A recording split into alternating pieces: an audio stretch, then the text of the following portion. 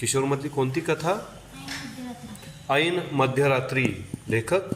दासू वैद्य. हां.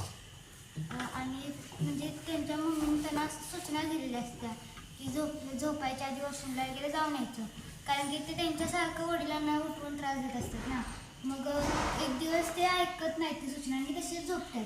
आणि मग नंतर त्यांना रात्री येते वॉशरूमला आणि मग ते उठतात आणि दरवेळेस प्रमाणे त्यांचे पप्पा म्हणजे आजी आणि त्यांची आई अशी साईडला झोपलेले नसतात, असे बाहेर इथं बसायचं असते ना तिथं असतात. आणि मग नंतर तिथं ते जाऊन बघतात तर त्यांचा काय असे सगळी घाबरलेले असतात. आणि मग ते बाबा म्हणतात की तुला सूल आले ना, मग ते नेतात आणि मग त्यांना झोपच म्हणजे जे लेखक असतात त्यांना झोपच लागत नाही की काय असे चाललं असेल असं कसं. मग ते म्हणतात की मग मला भीती वाटायला लागल्या असं म्हणतात ते लेखक आणि त्यांच्या आजीच्या मांडीवर जाऊन झोपतात. पण ते झोपत नाहीत, ते सगळं बोलणं ऐकत असतात.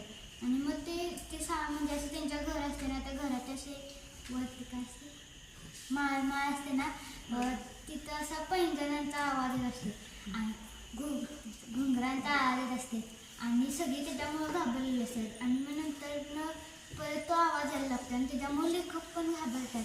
आणि मग नंतर एक दिवस त्यांचे जे मामा असतात त्यांना ते कशालाच घाबरत नसतात. मग ते त्यांना बोलवतात आणि ते येताना त्यांच्या असे म्हणजे मित्रांना वगैरे पण घेऊन येतात. आणि मित्रांना घेऊन आल्यानंतर आणि एक पोलीस पण असतो त्यांच्यासोबत.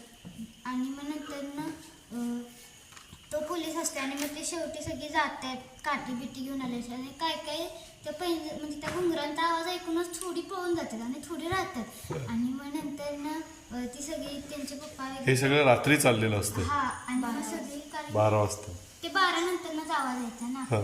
आणि मग नंतर ते वरती जातात त्या माळ्यावरती आणि त्या पोलिसांच्या हातात टॉर्च असते आणि मग ते जात आहेत. मग वरून असं काटे आपटण्याचा आवाज कसले आवाज येतात. मग सगळी खाली जे लेखक आणि लेखकांची ते बहीण वगैरे असतात ना ते घाबरतात.